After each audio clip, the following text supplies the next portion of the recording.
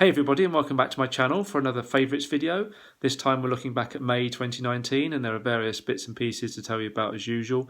And there are also a couple of things that were keeping me busy during May that I'm going to tell you about at a later date, so I won't go into a lot of detail about them here just yet.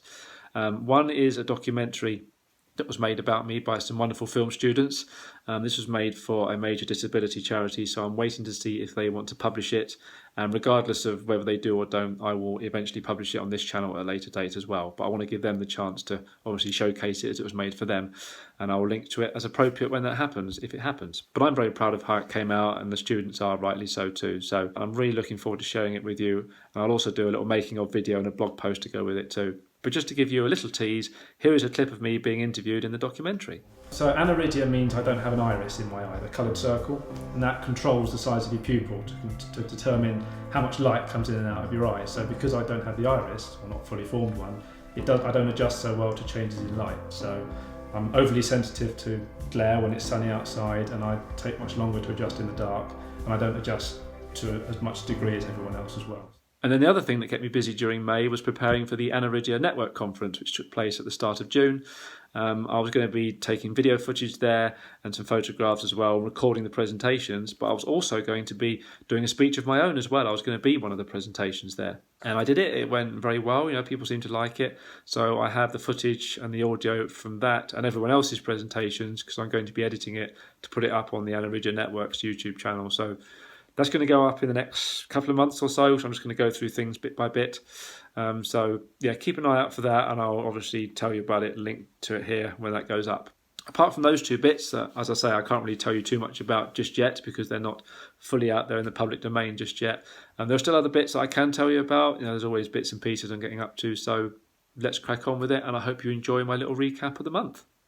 So the first thing I want to mention is a concert that I went to with my girlfriend Claire.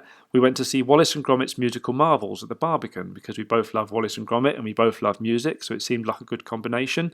And it was a really good show. It was a live orchestra performing for us throughout, and there was a very funny host as well who was also quite talented in his own right, as he was a baritone and a cellist as well. So it was a really funny show and a really good show in terms of music. And the idea was that Wallace has been composing his own concerto for the orchestra to perform. So through this pre-made animation at the back, this special animation that had been made for this show, you got to see Wallace and Gromit backstage preparing, and they were also communicating with the host, Matthew Sharp, as well, either via the telephone or by sending messages up or the composed music up this special chute that Wallace had developed, because you know how he likes his fancy inventions. So it's quite clever how they kept that interaction going between the animation and then Matthew on the stage. That was really good. But the music was lovely as well. I mean, obviously they played the Wallace and Gromit theme, of course. More of a surprise was the second piece they played, though, which was Bohemian Rhapsody. And to hear an orchestral version of that was just amazing. So that was really special. And they played various other things too. There's quite a variety of music there. And there was even a double concerto for cellist and dog at one point, on which the host, Matthew, duetted with Gromit, which was quite clever and quite fun. So yeah, there was a lot of good music in the first half. And then the second half consisted of a screening of The Wrong Trousers with the orchestra playing the live score along with it, which was absolutely amazing. It was really beautiful to watch that classic film because it is a classic. And you've got scenes like the train chase now that have even more kind of energy to them with the orchestra playing along with it. So you have to admire the effort that goes into playing a live score with a film like that. You've got to be bang on time all the time. So the conductor was very, very good, as with the orchestra. So yeah, the whole show was just really, really good. If it ever comes around on tour again, because I believe it has been around the country a few times, then do go and see it if you like Wallace and Gromit, because it is really, really good fun. And then moving on to museums, and I went to the Victoria and Albert Museum twice this month to look at 3 different exhibitions altogether. And the best of those, and indeed the biggest of those, was all about fashion designer Mary Quant. Now, fashion isn't particularly my thing. I don't know anything about it. I don't follow blogs about it. But she is exceptional because she is such an iconic figure, and she's made so many beautiful and iconic designs that it was well worth making an exception for her. And I'm very glad I did, because it is a fascinating exhibition charting her entire life and career. And I was able to use a large print guide as well to look around it. So I was absorbed in that very happily for a good couple of hours, looking at all the different clothing that she came up with and other bits and pieces as well that she had an influence on. So I can highly recommend going. Even if you're not into fashion, it's well worth having a look around that, because it really is very interesting. And then on that same day, I also visited their exhibition called Food Bigger Than the Plate, which is all about how we produce food and deal with waste and looking at sustainability and the future of our planet. So there were some very innovative and unusual ideas in there, making use of technology and things that perhaps you might not think of. So yeah, it was quite thought-provoking, and again, it's well worth a look. It's not as visually exciting as Mary Quant, of course, but it's still an important topic that's quite topical at the moment. So yeah, that's well worth looking at. And then the other time I visited the Victoria and Albert Museum was to look at rooms 1 and 2 of the Europe 1600 to 1815 exhibition. I've been there a few times already, this exhibition in the past, because it's got 7 rooms altogether, and you actually work through them backwards from 7 to 1. So these were the last 2 rooms I needed to visit. And it was brilliant as usual. Again, I was able to use large print guides to look around the 2 rooms, and I was also using the online audio guide, which isn't audio description, but they do just give a bit of extra discussion on a few particular objects, and you get to hear a bit of music as well on instruments from the time. So yeah, it's very interesting to look around the whole exhibition because there's so many wonderful things to look at in there, including paintings, furniture, statues, fashions, musical instruments, household objects, and loads of other things. So I've taken loads of pictures in all the rooms I've been through in there, and I can highly recommend it. But if you want to have a good look around it, it will take a good few visits because you can just get really kind of absorbed in it, looking at everything. There's so many beautiful things in there. So yeah, the Europe exhibition I can highly recommend. Then the other museum I went to was the Museum of London with my girlfriend Claire, because we went to see the Beasts of London experience, which they've got on there at the moment. And this isn't an exhibition, it is more of an experience given the way that it's been set up, because you go through 9 different rooms, each of which covers a different part of the history of London in chronological order. And in each of those rooms, the animals kind of talk to you to explain what life was like for them back then, and you get animations and imagery on the walls as well to go with it. And some of those animals have celebrity voices. So you've got Brian Blessed and Joe Pasquale and Nish Kumar and Kate Moss and Pam Ferris, people like that. So they've got a good selection of celebrities in there as well as other people doing voices. And yeah, it's just really interesting and entertaining. I mean, we didn't learn a lot from it particularly. There are a couple of bits we didn't really know, but most of it we were aware of. It's more designed for kind of families and children in that respect. But even so, even if you're an adult, it's still well worth a look because it is very, very nicely produced. The animations are great and there's lots in the audio to enjoy. So even if you can't see very well, you can still enjoy the audio aspect of it quite well. So yeah, it was just really good fun. It's a very different way of looking at the history of London and how animals are involved. It's worth checking out if you like that kind of thing. So moving on to TV, and the big thing this month was the big finale, The Big Bang Theory, of course. It's ended now after 279 episodes over 12 seasons, so it now holds the record for America's longest running multi-camera sitcom. And yeah, I've just been a fan of the show from the start. I'm not a big fan of American sitcoms generally. I never got into things like Friends or Frasier, but Big Bang really clicked with me. I think perhaps it appeals to my nerdy side. And I think also the fact that they're misfits who don't feel like they fully fit in with the rest of society kind of slightly appeals to me, from a disabled perspective. It's easy to feel a bit like that sometimes, or I certainly did when I was younger. So yeah, I just find the characters very relatable, and they've obviously evolved a lot over the years. I know not everyone's necessarily fond of the newer characters that have come in, but I've grown to like them, and it's just been a great group, and it's been great to see them getting a proper, decent send-off. I was really happy with how the finale all worked out, and the episodes leading up to it as well. They tied up various loose ends. Leonard made things up with his mother. He forgave her for the way he felt she treated him, and that was quite a moving moment in the show, given that that was a scene that didn't end on a joke, which is very unusual for them. They just ended in kind of silence for over 30 seconds while they kind of approached each other and hugged it out. So that was quite a brave move for that show, considering most, if not all, scenes end on a punchline of some sort. They also fixed the lift, of course, which was another big moment. They got a huge cheer. And in terms of other character development, Penny's pregnant now, which I kind of saw coming in a way, because we knew Amy was going to be pregnant already because of the narration in Young Sheldon at the end of season 1 of that. They weren't going to let Bernadette have a third child in the finale because that wasn't going to have a big impact. So if anyone was going to be pregnant, it was going to be Penny, I thought. And yeah, she was. So I'm very pleased for her and Leonard. Raj is still single, of course, but that's absolutely fine. I'm glad they didn't force him into a relationship in the last season just for the hell of it, just to try and get it out of the way. Not everybody can find the right person straight away. It can take a while, but when you eventually do, it's certainly well worth the wait, and I can certainly confirm that from experience. So, yeah, I'm sure you'll find someone in the future, and you'll find the person who's right for him, and the door's very much open for that to happen. But obviously the main event, of course, was Sheldon and Amy winning their Nobel Prize, which was very richly deserved, and Sheldon's speech at the end was wonderful. It really showed his love for his friends very much. And then it obviously finished after that with the acoustic kind of freestyle version, as they call it, of the Big Bang Theory theme tune, with the group all eating their takeaway together just to finish it off. And yeah, it was just a really nice ending to a really nice finale. So, it's not easy to get finales right. It is difficult to write kind of the endings for shows, especially ones that have been as popular as this. But I think they've pulled it off really well. And from what I can tell, the majority of fans seem pretty happy. So, yeah, thank you to Big Bang for all the laughs. It's been great. If you want a more detailed opinion of what I thought of the finale, then I've written a blog post reviewing it. So I'll link to that in the description below so you can see my thoughts in more detail.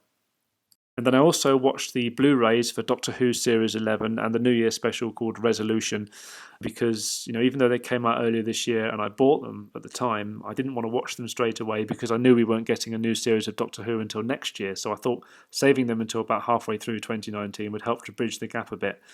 And I'm glad I watched it again. It's a great series. I'm very happy with Jodie Whittaker as the Doctor. I think she's done a brilliant job. And the team of companions have also grown on me as the series has progressed. And they've had good adventures in fun locations with lots of different types of enemies. And there's been great special effects as usual. So yeah, it's just been great Doctor Who as per usual, really. In terms of extras, Series 11 hasn't really got that many on its box set compared to sort of earlier series. I mean, in the Russell T Davies era, when he was showrunner, we used to get loads like Doctor Who Confidential and commentaries on every episode and loads of other bits and pieces. Stephen Moffat then cut that back quite a bit during his reign, and now it seems to have been cut back a bit more during Chibnall's era. But you do get 4 audio commentaries. Jodie Whittaker appears on one of them for the first episode, and then Mandip Gill, who plays Yaz in the TARDIS team, is in the other 3. And there are other guest stars and members of the production crew as well that take part. So they are interesting to listen to, if only once. Every episode does get a closer look feature though, but don't get too excited because they're only about 5 minutes long each maximum. They basically cover one specific scene or element of the episode, so you might get to see how a scene was made for some of them. And in other closer look features, it's basically just a discussion of the theme of the episode and what it's about, kind of just drilling into it a little bit deeper, which if you've watched the episodes, you kind of know all that anyway, really, so it's not quite so essential. So yeah, the behind the scenes features are rather more useful. But then on the last disc, you do get various other bits and pieces, various features, some of which at least have been on their YouTube channel already. So you get to see the development of how Jodie Whittaker got the role and how she developed her role as the Doctor. You get to hear about how the music was made as well and various other things. And then on the Blu-ray for Resolution, the separate release for that, you get a couple of making of documentaries and a Series 11 retrospective as well. So yeah, it's nice to have some extras on there. It's just a shame you don't get many. Even on the final disc of the Series 11 set, you only get just over an hour's worth of extras altogether. So it's not really that many, unfortunately, but better than nothing at least. The other thing that's also worth mentioning is that all the discs have audio navigation for the menus and audio description on the episodes as well, which they've always done for all the Doctor Who series, and I'm glad that they've continued to do that. So thank you to the BBC for that. And then I've also downloaded the soundtrack for the series as well, which has been produced by Segun Akinola this time around. Apologies if I've said that name wrong. His style is very, very different to Murray Gold's. I mean, Murray Gold's soundtrack albums were kind of suites of music in themselves, really, which you don't have to kind of know the show to enjoy. They're just brilliant pieces of music altogether. And we're still waiting for his Series 10 soundtrack, in fact, so I hope that will come out soon. But Segun's style is more kind of background music, really, kind of atmospheric and stuff like that. There are kind of little thematic elements in there, little melodies that kind of stand out. But overall, it's very much kind of more about being in the background and adding to a scene. And in that sense, it works extremely well during the show. It really does help to add more atmosphere, as I say, to the various scenes. As an album, it doesn't kind of therefore work perhaps as well. But again, it works in the background, which it's kind of designed for. And there are some nice pieces in there. 13 is a nice track, for instance. And of course, the Doctor Who theme he's redone for this series, and that's been pretty great. I do like the way he's done that. He's kind of kept a lot of the roots of the theme, like the original theme. But there's also kind of a very modern twist to it, and it's got that bass line at the start that kicks in as well. So yeah, it's a really nice interpretation of the theme. I like that. So it's just be aware that if you're going to get the soundtrack, it is very, very different to Murray Gold in style. But as long as you know that and you accept that and you're happy to get a different style of music, then that's great because it still works in the show, what the new composer has done. I have given a much more detailed review of the Blu-rays and the soundtrack in my blog, so I'll link to that in the description below, and you can check that out as well as the Big Bang Theory post. So I hope you enjoy both of those. And I'm also happy to say that I finished watching the QI DVD box sets at last as well, because last year I bought Series A to M across 4 different box sets that were released. And over the last few months, I've been binge watching my way through the lot. And it's been great to see all the Stephen Fry episodes again. They're all very, very interesting, not just quite interesting, and they're very funny as well. And each of the 4 box sets has an extras disc as well, with deleted scenes and interviews and other goodies. The very last disc of Series M, in fact, has footage from Sandi Toksvig's first day at work when she was taking over as the host on Series N. So that was a very interesting and enjoyable insight into how the show is made. So yeah, those box sets are really good. I'm glad I got them, and I'm glad I finally finished watching them at last. So if you're a fan of QI, I can definitely recommend getting those box sets. You've got all the episodes on there, and they're all in their Excel format from the time when they started doing them in the longer editions, which is brilliant. All I will say is that if you previously had the single releases for Series A to C that were released some years ago, keep those as well, because you get extra features on those that are not on these new box sets, which is a shame, but I'm happy to keep those extra discs as well. So yeah, thank you to QI for releasing all those, and I look forward to any releases they do of Sandi Toksvig's shows as well. And then back to normal TV to finish with, and I also enjoyed watching the finale of The Flash, Season 5. That was very, very good as usual. That's always a fun show to watch, and lots of drama and special effects and action sequences and all that kind of stuff. And it was interesting to see Barry's daughter Nora in this series. She had a very interesting story arc. And then I also finished watching Not Going Out Series 10 during the month, and that was very funny as per usual. Lee Mack is always very good, as is the supporting cast, of course. It'd be great if they released some of these more recent seasons on DVD, really. It's a shame they haven't so far, but I'm sure they will eventually. But it's just been great to see them back on the TV again, and hopefully they'll be back for another series before too long. And of course, Lee Mack was a great guest star in Doctor Who Series 11 as well, which was great to see that again on Blu-ray. So various series have finished during the month of May, as is kind of traditional for this time of year, but others have also started up in their place. Taskmaster is back on Dave, for instance. I love that show. It's always very, very funny. And you've got things like The Last Leg and Mock the Week and Have I Got News For You are also back. So yeah, there's plenty for me to watch, and there's plenty of DVDs and kind of stuff on Netflix I can watch as well, of course. So I'm never lost for things to watch. And that's pretty much it for my May roundup. I hope you found that interesting as per usual. Just one more little thing to mention that I did during May, and that's the fact that I had a telephone interview for a charity podcast recorded during the month, and that podcast is now out. So I'll put a link to that in the description below. Basically, the Leonard Cheshire charity, who are a disability charity, they've made a podcast all about assistive technology for London Tech Week. So I was asked to talk about the technology that I use to help me. I've posted videos about this before on my channel, kind of the aids and gadgets that I use and the iPhone apps that I use and stuff like that. So it's nice to be able to talk about that and raise awareness of it. And there are other contributors on the podcast as well. It's not just me. So go and give that a listen. I hope you enjoy it. And thank you to Leonard Cheshire for inviting me to appear on it. And that's it. That's all I have to mention for May. I'm looking forward to telling you about June as well, because that's already been an interesting month so far. I've already been to the Anavidya Network conference, of course, that I mentioned earlier. And I've also had my first weekend break away with my girlfriend Claire. We had a lovely time, so I'll tell you a bit about that in the next video. And there's also another documentary that I'm getting involved with, thanks to another student. And I've got various museum visits planned. So yeah, there'll be plenty to tell you about in my June favourites video. But for now, I hope you enjoyed watching this one, my latest recap of my London adventures. Don't forget to like, comment and subscribe as per usual. And I will see you for another video very soon. Bye.